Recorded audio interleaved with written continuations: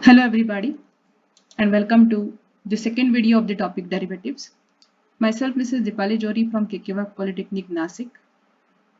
This is the second video of derivatives in which we are going to see how to find derivative of composite functions.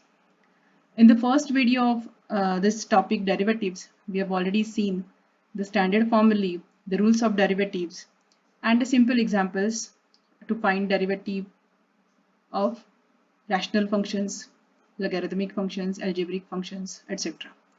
Okay, let's begin with how to find composite function derivatives.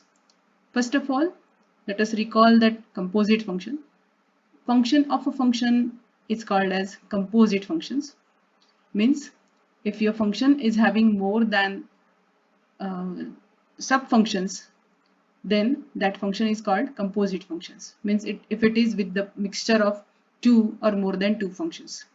See, if y is a function of u, means y is equal to f of u and u is equal to g of x, okay, are two different functions, then y is equal to f of g of x, means it's a combination of f and g both.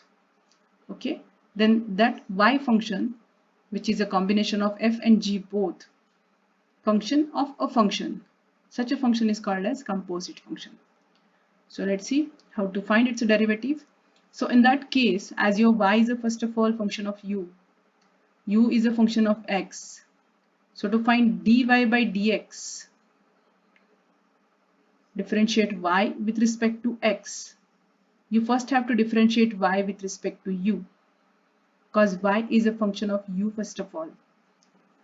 Then we have to differentiate u with respect to x separately, u with respect to x, that derivative we have to find separately, and then just multiply these two derivatives, go on multiplying the derivatives, it will give you the required differentiation, that is derivative of y with respect to x.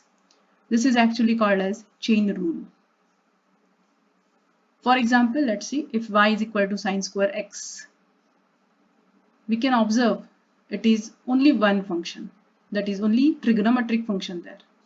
But no, it is a composite function actually, because here there are two different functions.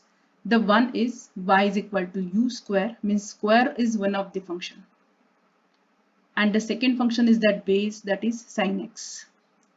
So this sine square x, it is actually a composite function having one function as a square and another function, that is the base sine x. Another example, we can see y is equal to tan of log x. Here clearly you can observe y can be rewritten as tan u. So tan is the first function and log x is the another function. So once again, tan of log x is a composite function. If we consider for an exponential, see, y is equal to e raised to tan of 3x plus 5.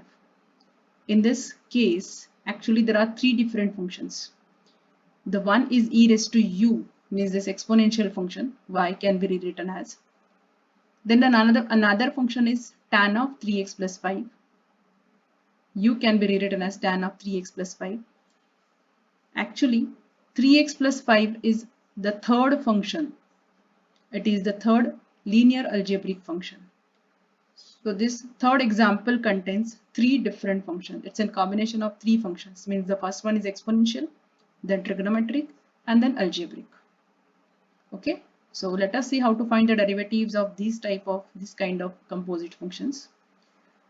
See, if y is equal to f of g of x is any composite function, like for examples we can consider. Okay, the same examples I have considered here. If y is sine square x, this explanation is already written in the previous slide. Y can be rewritten as u square. U is then equal to, the base can be denoted by u, which is sine x. Then in this case, you will first differentiate y with respect to u, means dy by du. Then we will differentiate u with respect to x. So the derivative dy by dx is therefore equal to d by dx of that square first and d by dx of sine x separately. And we just have to multiply those derivatives. Go on multiplying the respective derivatives. Okay, whatever may be the number of functions there. If the functions are 2, we have to differentiate twice. If the functions are 3, we have to differentiate thrice. And just go on multiplying those derivatives. Tan of log x. Here we will first find derivative of tan. Then we will find the derivative of log x. And we will multiply those two derivatives. Third one, e raised to u is your first exponential function. So here we will first differentiate that u, e raised to u function. Then we will differentiate that tangent actually, and then 3x plus 5 separately. So here we have to differentiate actually thrice. 3 times we have to differentiate there. Let's move towards the actual examples. See, if y is equal to sine of 3x plus 5, the question is to find its derivative dy by dx. So it's a combination of trigonometric function and algebraic function.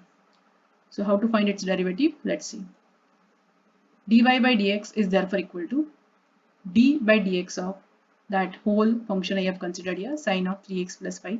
While solving examples, it is not necessary to every time mention what is u there, what is v there. It is not necessary to separate them. Okay. While differentiating it, it will be very easy. Instead of considering them u, v, w, etc., you can differentiate the respective composite function directly. Let's see how to. d by dx of this sine of 3x plus 5, while differentiating it, as we are reading this sine function first, we have to differentiate it first.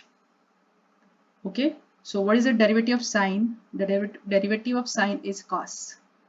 So the respective angle you have to copy as it is. Sine 3x plus 5, the derivative is cos 3x plus 5. Multiplied by, you have to differentiate that bracket, that angle separately, 3x plus 5. So the answer is cos of 3x plus 5, the derivative we have already found. It is as it is. Then the derivative of 3x plus 5. In this, it's a simple algebraic function with addition of two terms. So differentiate them separately. So d by dx of 3x means 3 into the derivative of x, which is 1.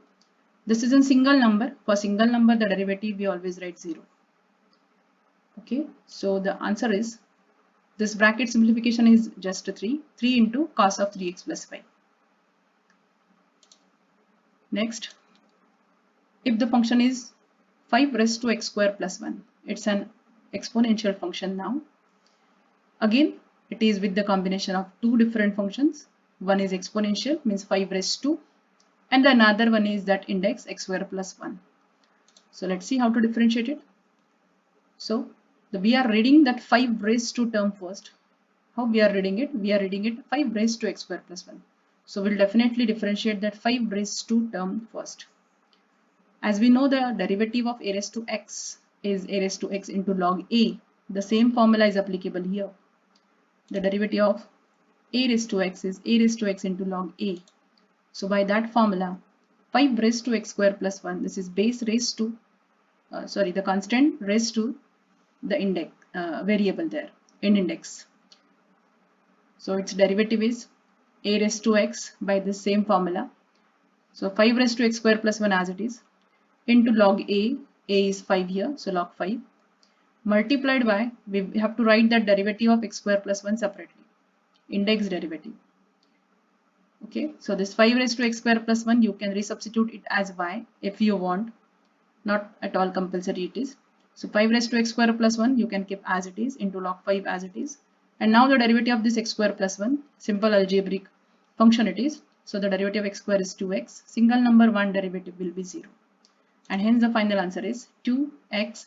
Now here, this 5 raised to x square plus 1 is substituted as y. From this example itself, 5 raised to x square plus 1 is y into log 5 as it is. This is your answer. Next, once again an exponential function, but in this case, your base is with variable and the index is with constant. In the previous example, our base is with constant and index is with variable. Now here, see,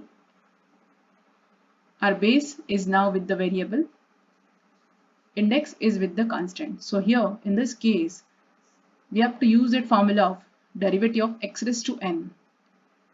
So in that case, derivative of x raised to n formula, see here we can do that bifurcation. We can separate this function as y is equal to u raised to 10, but u is that base x square plus 1. So in this type of functions, when your function is like x raised to n, if your index is with the constant, in that case only, okay, composite function in which if the function is like raised to n, in that case only you have to differentiate that raised to n function first. Okay, do not differentiate it in what sequence you are reading it. In all the other cases, in the sequence through which we are reading, in that way only you have to differentiate, but not in this case raised to n. Okay, so for this case we have to first differentiate that raised to 10. So derivative of x raised to n is actually n into x raised to n minus 1. So by that formula, for this case raised to 10, it is n base raised to n minus 1. Okay, the base as it is, whatever there in your example. So 10 will come down, base as it is, subtract 1 from index, so 10 minus 1. Into the derivative of that base, you have to write separately, x square plus 1. So what is that answer? See, 10 into this base raised to 9 into the derivative of algebraic function once again. X square derivative is 2x, once again by the same formula, raised to n, x raised to n it is. So the derivative of x square is actually 2x. Single number 1 is once again the derivative 0. And hence the answer is 2x is the simplification for this bracket. So 2x into 10, that is 20x. And x square plus 1 raised to 9 is the answer. Next, y is equal to cos cube x. See, this is cos cube x. So once again, there are two different functions. The one is cube and another one is the base cos x. So here, once again, our function is raised to n type first. So here again, we have to differentiate that raised to 3 first. So what is the derivative of raised to 3? It is 3 base as it is raised to 3 minus 1. N x raised to n minus 1 formula. Into differentiate that cos x, that base separately. So 3 cos square x, the derivative of cos x is minus sin x. Okay, and therefore the answer is minus 3. This minus will come first. Constant you have to write first. So minus 3 sin x into cos square x is the required answer for this cos cube x. One more you can see, sin square x into cos square x. We all can see it's a product first of all. Sin square x into cos square x. We can differentiate it by using the product rule also, u into v formula, but instead let us first of all use that derivative, let us first of all use the trigonometric formula first of all, and let us remove that product instead of using that product rule, because the product rule is slightly complicated. So instead let us use the trigonometric formula of sin 2 theta or sin 2x. For that we all can see now the both terms have same index, square square. So let us write them with the common index, square. Sin x into cos x bracket square. This way we can write because it is in a multiplication. We are not differentiating still, we are just solving that function first. So sin x into cos x bracket square. Then the derivative of, here the bracket is sin x into cos x. To use that formula of sin 2x, we have to need to do this adjustment, means we have to adjust 2 there, divide and multiply by 2 inside the bracket. Bracket square still there as it is. And then this 2 sin x cos x can be resubstituted as sin 2x there. And this 1 by 2 bracket square means 1 by 4 you can take out of the derivative. Because it's a constant, it is in a multiplication, scalar multiplication type, it will come out of the derivative. And you have to differentiate that sin 2x just. Sin 2x bracket square still there as it is. So now we all can see it is once again a function with raised to n type. So we'll differentiate that square first. 2 will come down into the base as it is raised to 2 minus 1, n base raised to n minus 1, multiplied by the derivative of sin 2x, that means the base separately we have to write. So this 1 by 4 into 2 means 1 by 2. This is sin 2x raised to 1 means just sin 2x. Now the derivative of sin 2x, it's a linear function. So the derivative of sin can be simply rewritten as cos. So cos 2x into the respective angle 2x as it is.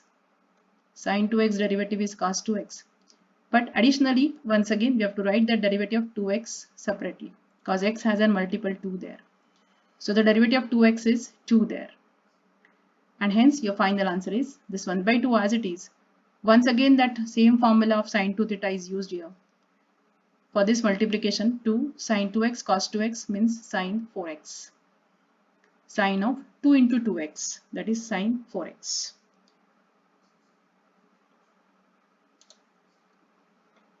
Next, under root of sine 2x.